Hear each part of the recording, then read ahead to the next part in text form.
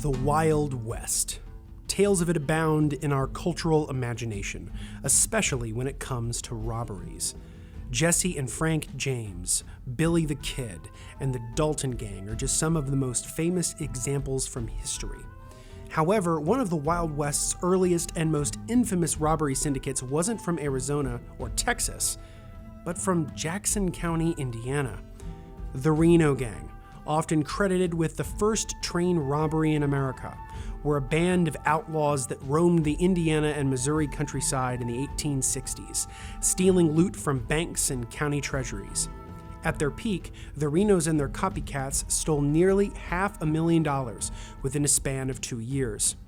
While their crimes became legendary, the community's response proved equally notorious. Local sheriffs, Allan Pinkerton's men, Canadian detectives, and the Jackson County Vigilance Committee all strove to exact justice on the Renos and their accomplices.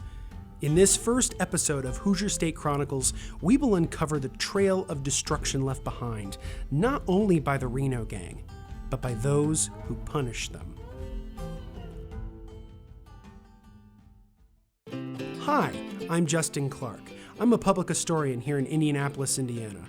I work on Hoosier State Chronicles, our statewide historic digital newspaper program. In this YouTube series, I'll share stories from Indiana's history ripped straight from the headlines. Join me as I tell our state story one page at a time.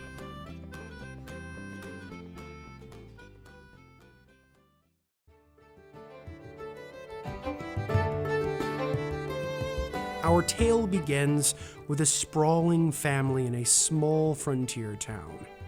Wilkinson Reno, the patriarch, arrived in Jackson County as an upland southerner from Kentucky. He and his family settled on a 1,200-acre farm in Rockford, a town slightly north of Seymour. Wilkes, as he was called, married Julia Ann Reno in 1835, a woman sprung from the Pennsylvania Dutch. They had 6 children, 5 boys, Frank, John, Simeon, Clint, and William, and 1 girl, Laura. Clint never involved himself in his brother's criminal activities, which gave him the nickname Honest Reno. Laura proved more of a sympathizer than an accomplice, and defended her brother's honor her entire life.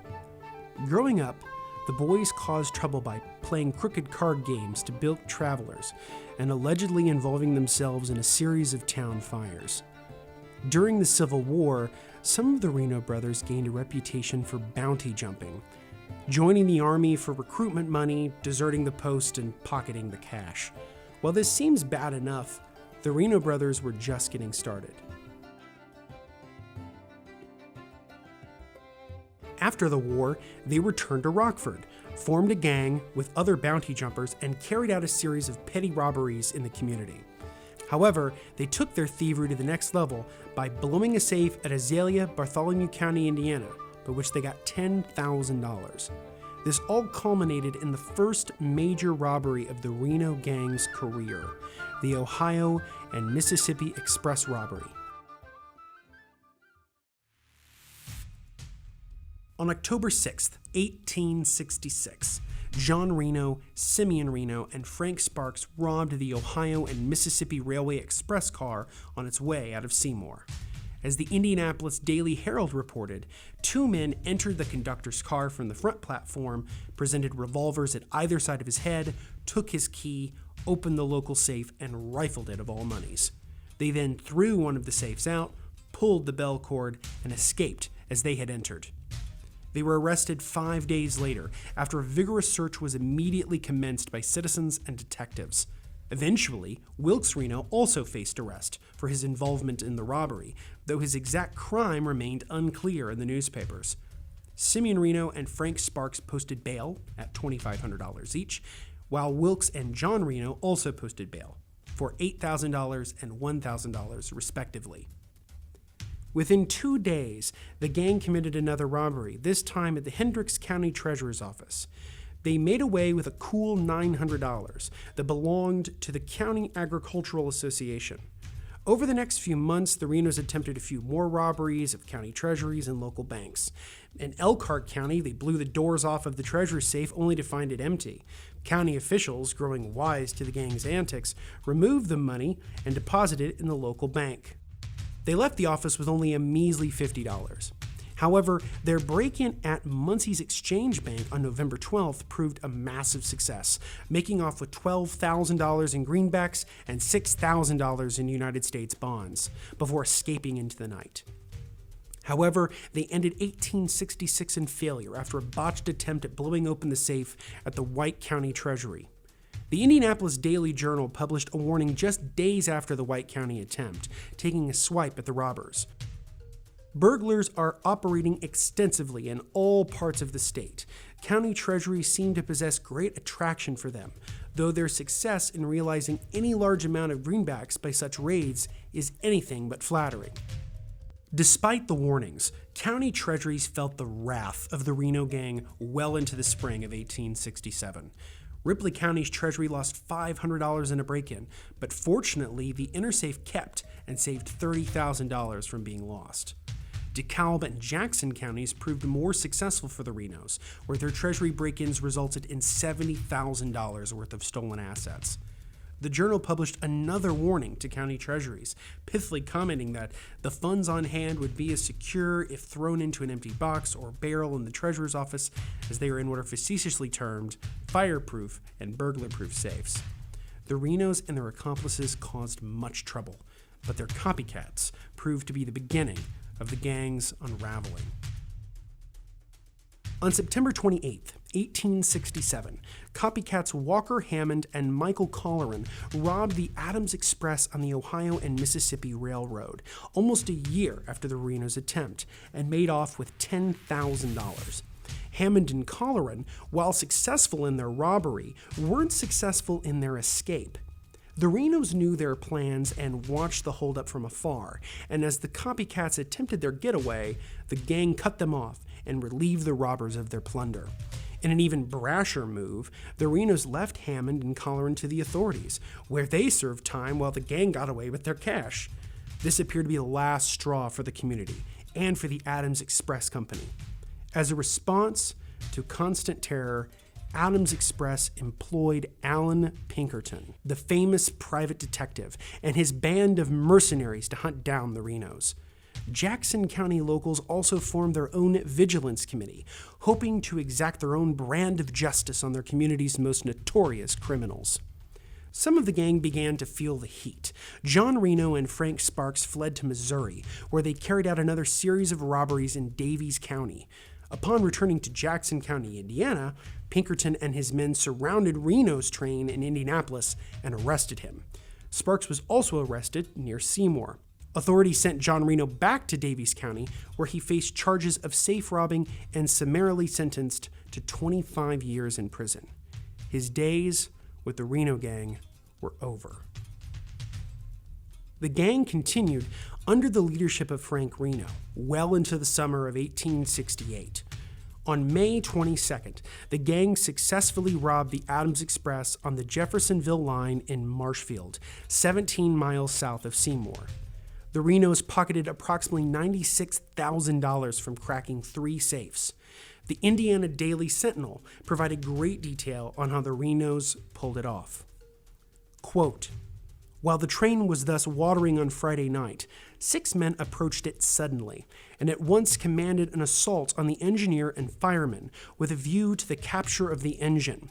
One of them struck him, the messenger, a terrible blow with one of the crowbars over the right side of his head, crushing in the skull and inflicting a terrible wound transversely from near the top of his head to the temple. This done, the robbers at once commenced their work. All the safes were either broken open or robbed or thrown overboard at designated places to be robbed by Confederates of the 6 on the train. They were most likely robbed, however, before they were thrown off the car." Unquote. This attempt proved to be the Renos' last successful train robbery. They tried it again on the Ohio and Mississippi line on July 10, 1868, but were met with a volley from the pistols of the guard inside. The robbers were driven off, leaving one of their number very badly wounded.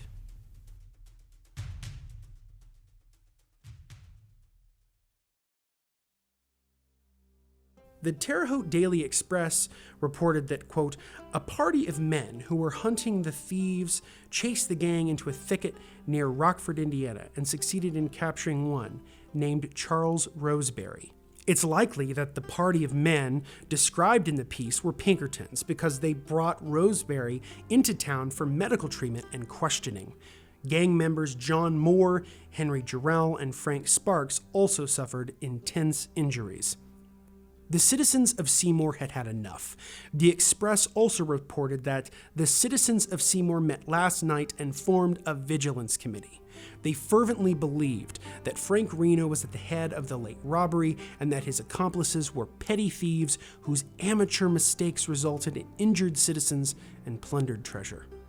The Daily Sentinel minced no words when it declared that the best thing that could be done for Seymour would be to hang the leading scoundrels and drive the others away, which we are glad to see the citizens are now likely to do. The Sentinel's prophecy occurred far faster than anyone could have predicted. On the night of July 20th, 1868, just 10 days after the Reno's last train robbery, the Jackson County Vigilance Committee lynched Reno Gang members Thomas Volney Elliott, Charles Roseberry, and Frelinghuysen Clifton near Seymour. When the train reached a point 2 miles west of Seymour, the Terre Haute Weekly Express noted, it was stopped by a mob of about 200 men from Seymour and vicinity. The guard was overpowered, and the prisoners were taken out and hanged. As he faced his inevitable fate, Clifton wept like a child, swore that he was innocent of all crime, and implored them to spare his life. As for the others, Roseberry said not a word, and Elliott railed against the captor, saying, "Confess, hell, I'll tell you nothing. You've got me here, 1,000 of you, now do your worst." They were strung up to a beech tree, struggled greatly, and died hard. Frank Reno, by contrast, made his way to Windsor, Canada, and started a new life as a fugitive. The Adams Express Company offered a reward to anyone who brought him back, either dead or alive. Gang members Frank Sparks, John Moore, and Henry Jarrell also fled the state, but were captured by authorities in Coles County, Illinois, on July 24th. They were then transferred to Brownstown and kept under surveillance at the Adams Express wagon office until their transfer to Seymour. However, like the first three, they didn't make it. As the Express recounted, on July 25th, 75 men noiselessly surrounded the wagon, overpowered the night guards, and in turn placed them under surveillance. The wagon was driven back under the fated beech, and in less time than it takes to tell it, upon the same 3 limbs as the others, Frank Sparks, Henry Jarrell, and John Moore ended their lives of crime. Within days of the second lynching by the Vigilance Committee, Simeon and William Reno were arrested in Indianapolis, subsequently jailed in New Albany, and then transferred to the Lexington Jail in Scott County. Authorities rightly believed they would be safer there than in Jackson County. The end of the Reno Gang kept coming closer to fruition. While many viewed the actions of the Vigilance Committee as honorable, the grand jury of Jackson County thought otherwise. The New York Times reported that the grand jury would make the most rigorous examination in regard to acts of the Seymour mob and indict those whom it can be ascertained were engaged in the recent hangings for murder in the first degree. As for specific charges elsewhere, a number of the persons engaged in this outrage have been indicted for murder by the grand jury of Johnson County and are now under $10,000 bail each to answer to the circuit court. The courts continued to emphasize that despite the Reno Gang's crimes, the murderous acts of the Vigilance Committee could not be justified. The Indianapolis Daily Journal used it as an opportunity to be brazenly partisan. To put it concisely, wrote the Journal, 3 more gray outlaws have received their deserts by an illegal process, and the Republican Party thereby incidentally deserves a net gain of 6. Meanwhile, Windsor Constable Sam Port and his team finally arrested Frank Reno and associate Charles Anderson for the robbery of the Adams Express and the attempted murder of its messenger, Thomas Hawkins. Upon arraignment, the courts dropped the initial charge of attempted murder against Hawkins, mainly from a lack of evidence. However, they were rearraigned on another charge, the assault and attempted murder of Americus Holden, the conductor of the Adams Express. Chief Justice William Henry Draper, upon reviewing the evidence and arguments for this new charge, ruled in favor of the state and ordered Reno and Anderson to be extradited to the United States and tried there. The two criminals, possibly weary of what awaited them back home, attempted to break out of jail. Unluckily for them, Detective Pinkerton and his men prepared for the thieves' antics, endured 2 failed assassination attempts, and successfully carried out their cause by the U.S. government to bring them back to the States. As Pinkerton and his men brought the 2 fugitives back to Indiana, the Jackson County Vigilance Committee sought to continue their own brand of justice. In mid-September of 1868, the Vigilance Committee caught word that Simeon and William Reno were jailed in Lexington. A cadre of 85 men traveled from Seymour to Vienna, made the 8-mile trek to Lexington on foot, and barnstormed the local jail. However, the Renos weren't there. A messenger alerted the mob that the brothers might be traveling by train. Some stayed in Lexington while the others stayed in Vienna. When the train arrived, consequently, about 6 o'clock a.m., the Daily Sentinel reported, the platform of the depot was crowded with strange men whose faces were unfamiliar to the citizens of the village and passengers on the cars. They searched the train and found that the Renos weren't on board. Sensing a problem, local law enforcement returned to New Albany. Discouraged, the members of the Vigilance Committee in Vienna took another train home to Jackson County. The Renos escaped their clutches one last time. By December of 1868, Frank Reno, Simeon Reno, William Reno, and Charles Anderson all faced trial for their crimes in New Albany. They would be tried there in an attempt to stave off the Vigilance Committee. Despite all the precautions and stopgap measures the local authorities took to stop the bloodshed, the Vigilance Committee got exactly what they wanted. On the night of December 12th, 60 to 70 Seymour regulators, masked and heavily armed, walked out of the New Albany station of the Jeffersonville Railroad and proceeded towards the jailhouse. They barged in, demanded the keys from the sheriff, and completely surrounded the premises.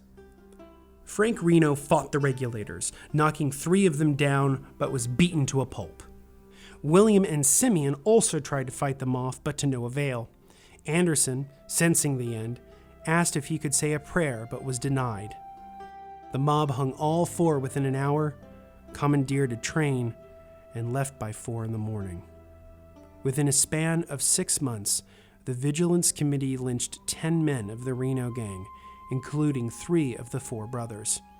After the carnage, the brothers' bodies were returned to Seymour and buried in City Cemetery.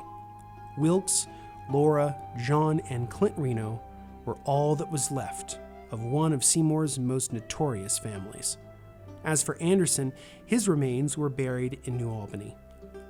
Newspapers decried the mob violence racked upon the Renos. This high-handed and murderous deed deeply concerns every citizen of Indiana. It is a reproach upon the state, which it will take years to efface, wrote the Evansville Journal. The Vigilance Committee felt little remorse for their actions, going so far as to publish a warning to criminals in the Cincinnati Times, which was later reprinted in the New York Times. We deeply deplore the necessity which called our organization into existence. But the laws of our state are so defective that, as they now stand on the statute books, they all favor criminals going unwhipped of justice.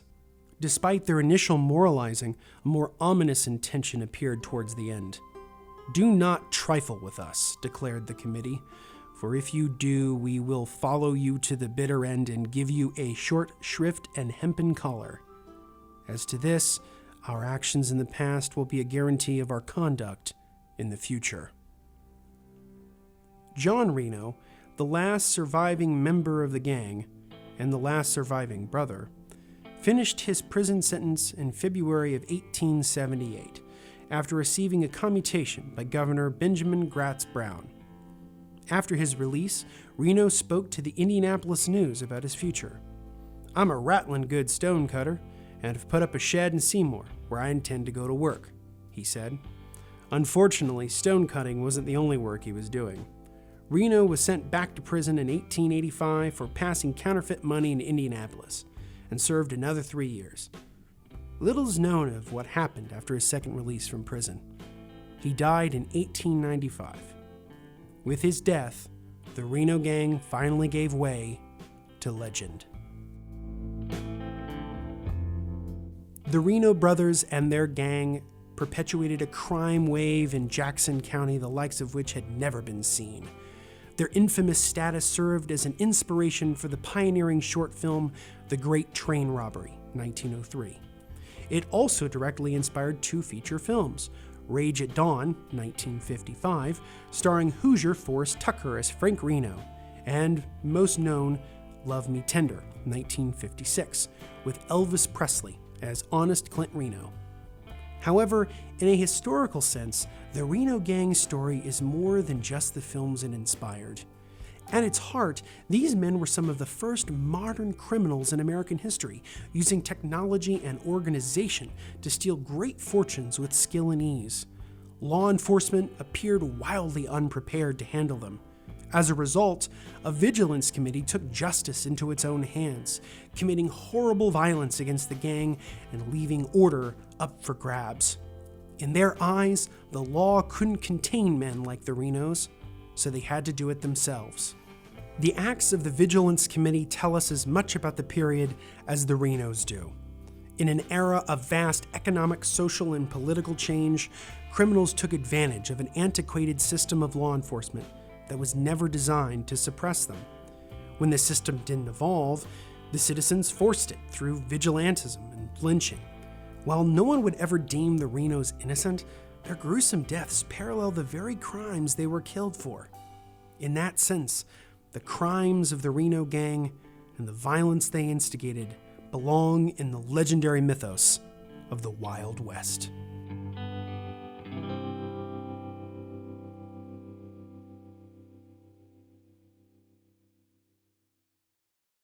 Thanks for watching.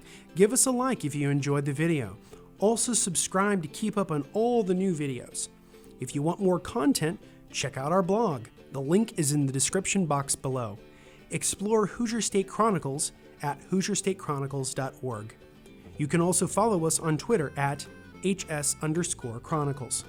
Until next time, this has been Justin Clark, and this has been Hoosier State Chronicles.